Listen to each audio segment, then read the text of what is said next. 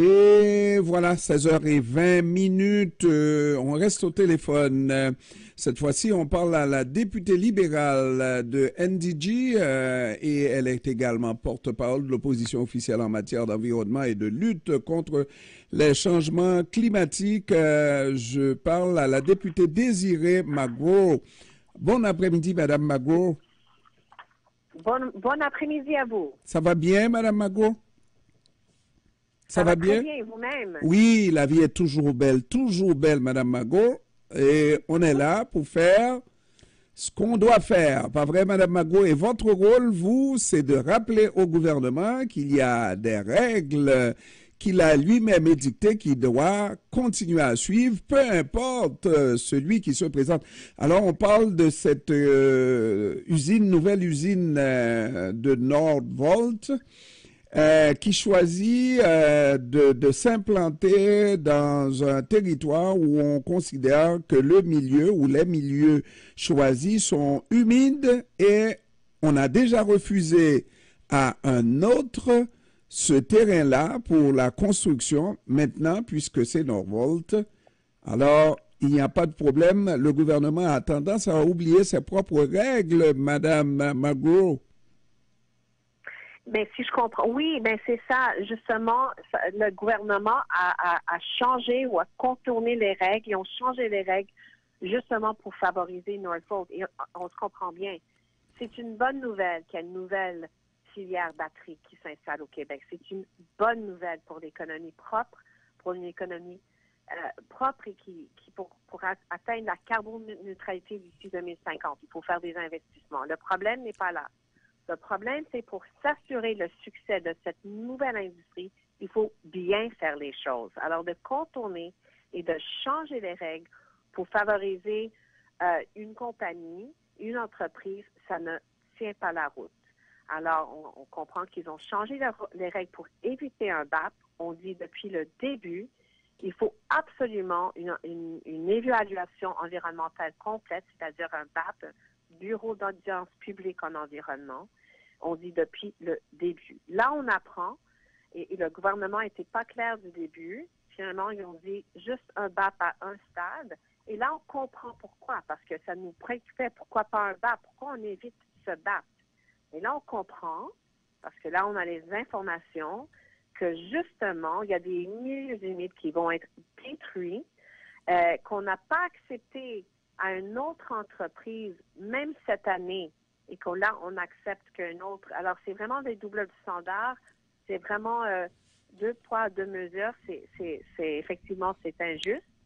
Et c'est très préoccupant ce qui se passe aussi au niveau des milieux humides, parce que si on comprend bien, depuis que le gouvernement caquiste est en place, ils ont accepté 98%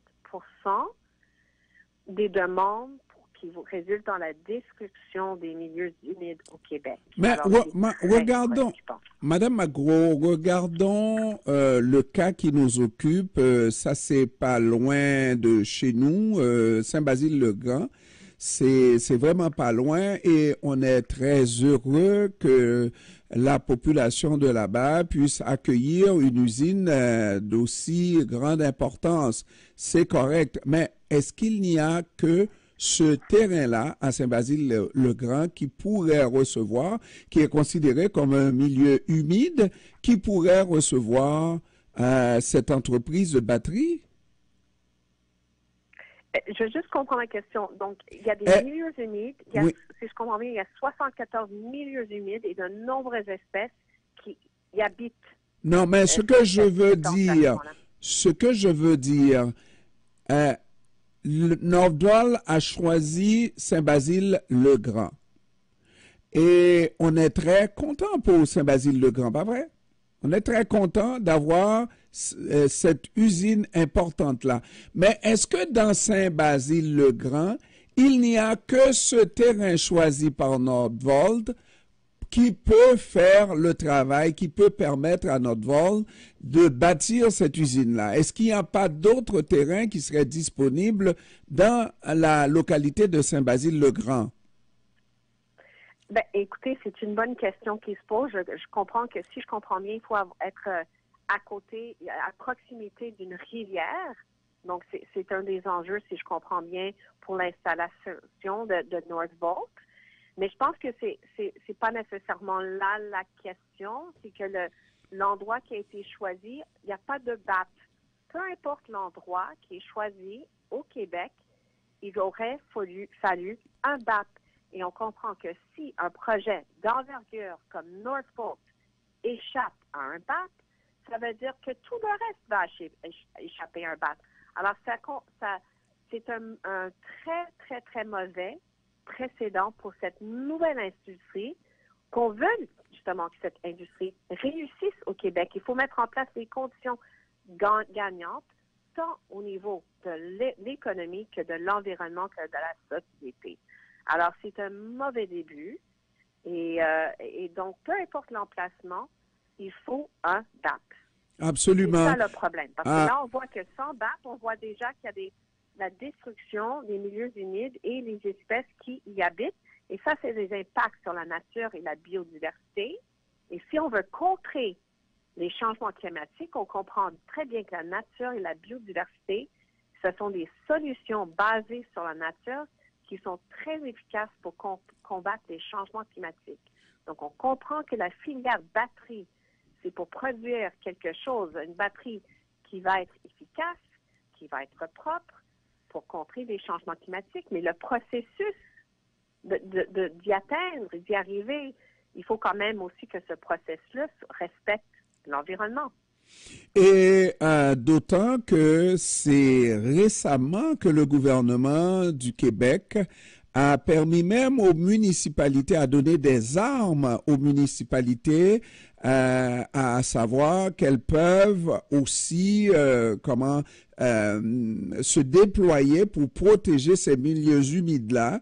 On a même vu des municipalités qui perdent leur cause devant les tribunaux et qui appellent Québec à suppléer en garantie. Donc, c'est une loi provinciale et qui consiste donc à protéger et à en avoir de plus en plus de ces milieux humides-là.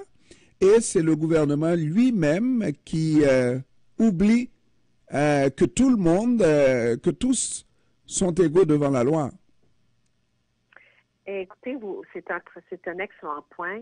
Je viens de participer, on est en prise le stade, on vient de prendre en considération, c'est le stade pris en considération de ce qui s'appelle le projet de loi 22 sur les expropriations. Mm-hmm. Et nous, notre formation, on avait suggéré justement des amendements, une section pour définir c'est quoi l'expropriation aux fins de conservation, justement parce qu'on reconnaît que les municipalités ont le devoir de mettre en œuvre des règlements du Québec pour protéger la nature et la biodiversité. Ils n'ont pas les moyens. Alors, justement, on a apporté ces amendements-là et ça a été rejeté par la ministre et la ministre du Transport et la vice-première ministre d'avoir justement cette section sur la conservation. Donc, c'est quand même très, très, très préoccupant où est-ce qu'on est avec cette situation-là. Et on est à peine un an. Je vous rappelle aux écouteurs, aux personnes qui écoutent, qu'on est à peine un an depuis la COP 15, lorsque Montréal a accueilli le monde entier, l'ONU, pour la conférence sur la biodiversité, où Québec s'est engagé justement à protéger 30% du territoire, et pas juste au Grand Nord, mais au sud du Québec. Alors, dans ça, il y a la protection des milieux humides. Donc, on passe carrément à côté. Alors, ces objectifs ambitieux, on va passer complètement à côté si on n'est même pas capable de protéger les milieux humides. Est-ce que vous pensez, Mme Magro, qu'on a une possibilité de trouver un terrain d'entente? Parce que vous le dites, on veut tous que Northvolt puisse s'implanter. Il faut aider cette grande compagnie à créer plusieurs milliers d'emplois. On est d'accord, mais il faut respecter les règles. Ce qui est bon en québécois, ce qui est bon pour Pitou est tout aussi bon pour Minou. Eh bien, très bien dit. Hmm. Et justement, c'est ça. Je pense que la moindre des choses, c'est vraiment, et on le dit depuis le début, il faut un BAP sur le projet Northvolt dans son entièreté. C'est la moindre des choses pour, est-ce qu'il y a des problèmes?